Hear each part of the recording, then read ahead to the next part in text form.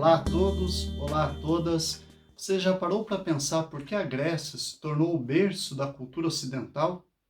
Já parou para pensar por que é na Grécia que nasce a filosofia, a democracia e tantas outras formas de expressão cultural e de produção de conhecimento? É isso que nós vamos tratar neste vídeo. Por que na Grécia? O que ocorreu na Grécia que resultou, sobretudo, na formação do pensamento filosófico?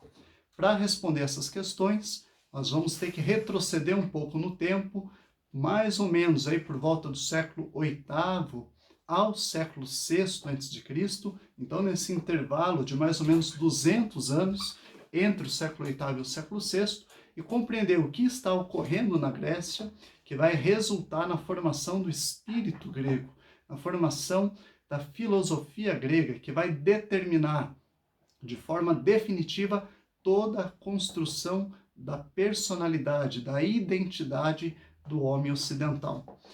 A partir do século VIII a.C., os gregos começam a produzir muito, mas muito conhecimento mesmo. É claro que isso não é algo distintivo, uma vez que outros povos antigos também estavam produzindo muito conhecimento.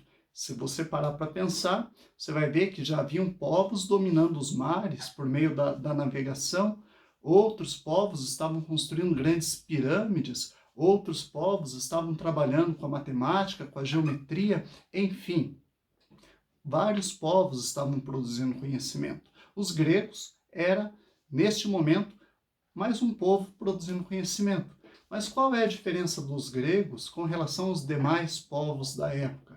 Bem, primeira diferença é que os gregos produzem muito conhecimento, mas não apenas com quantidade. Os gregos não apostam apenas na quantidade.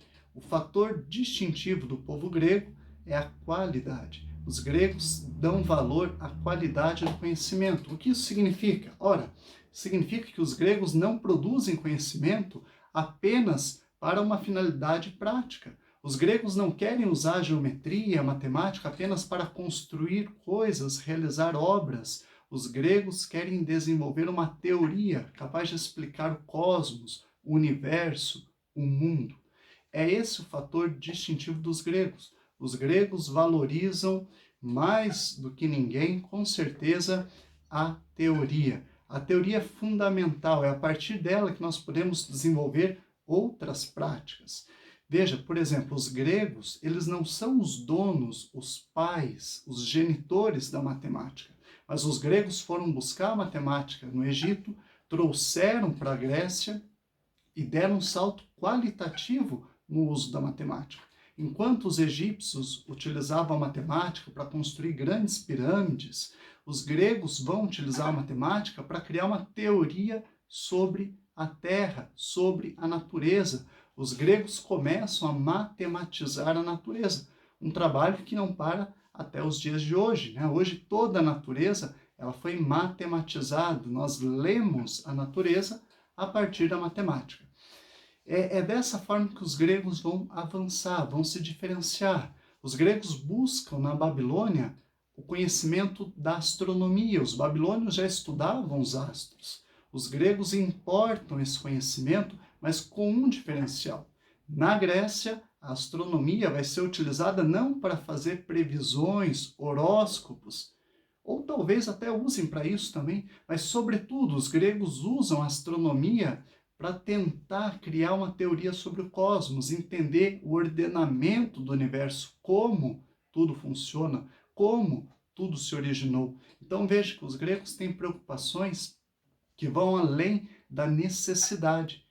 Dito de outro modo, os gregos eles não são utilitaristas, no sentido que os gregos não querem usar o conhecimento apenas para utilizar de forma prática, produzindo algo. Os gregos utilizam o conhecimento para compreender, porque o conhecimento nos torna melhores, o conhecimento nos humaniza, o conhecimento nos faz ir além. Esse é o primeiro fator distintivo. Soma-se a isso três grandes transformações. Então note bem, os gregos estão produzindo muito conhecimento, é verdade. Conhecimento com qualidade.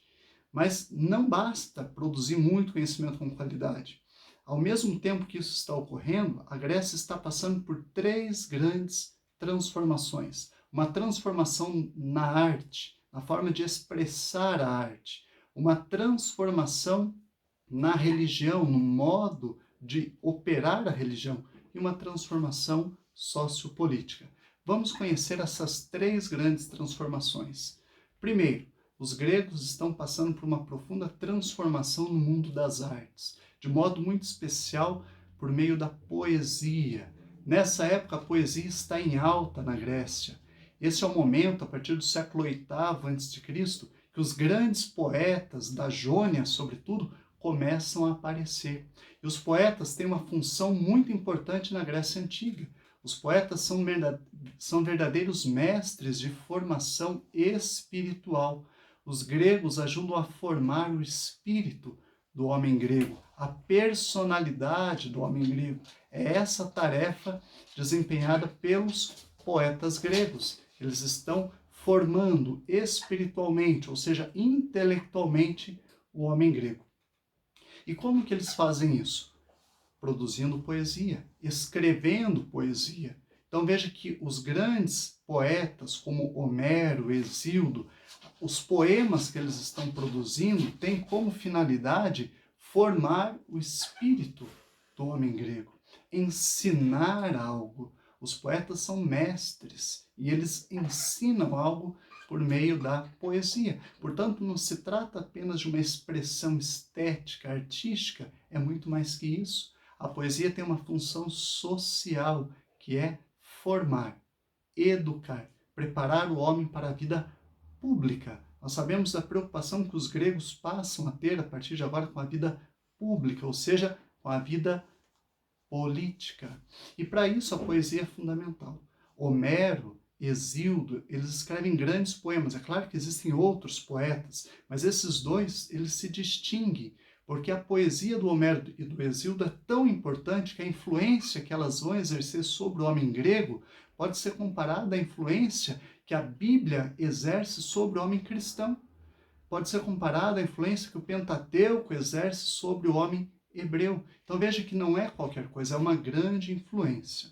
Homero, poeta da Jônia, ele escreve dois grandes poemas que nós conhecemos, dentre outros, é claro, mas dois grandes poemas, a Ilíada e a Odisseia, onde, em linhas gerais, o Homero vai narrar a Guerra de Troia. E parece, ao que tudo indica, que a Guerra de Troia foi um evento histórico que ocorreu ali há uns 200 e poucos anos antes de Homero. E agora Homero está registrando isso em dois poemas. Basicamente, a trama diz o seguinte: havia uma guerra entre Troia e entre os aqueus. Os aqueus eram um grupo de gregos. Havia uma guerra, Troia decide celebrar um acordo de paz, envia o príncipe de Troia até o rei dos aqueus para celebrar um acordo diplomático, um acordo de paz. Os dois se reúnem, o príncipe de Troia com o rei Menelau, que é o rei dos aqueus, e celebram um acordo de paz.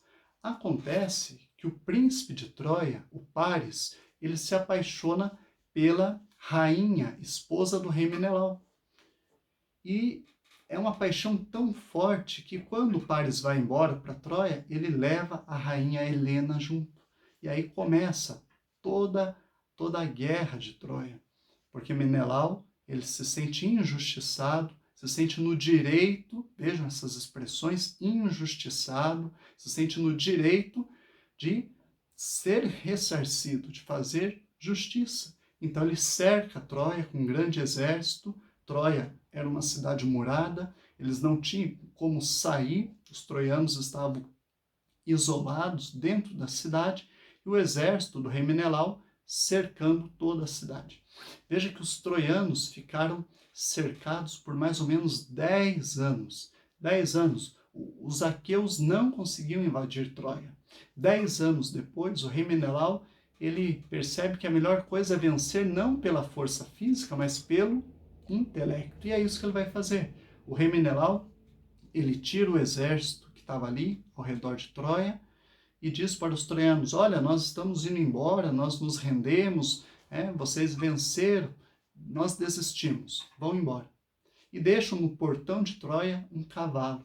O cavalo era um animal sagrado para os troianos. Os troianos, então, num gesto de ingenuidade, abrem os portões e acolhem aquele cavalo de madeira. Afinal de contas, era uma figura sagrada na tradição dos troianos, mas os troianos não sabiam que dentro daquele cavalo havia alguns soldados do rei Menelau. Durante a noite, enquanto os troianos festejavam, bebiam e comiam, os soldados desceram de dentro do cavalo, abriram os portões e Troia foi tomada pelos aqueus. Veja, o que o poeta quer ensinar com esse poema? Muita coisa, mas sobretudo, aqui há dois grandes ensinamentos.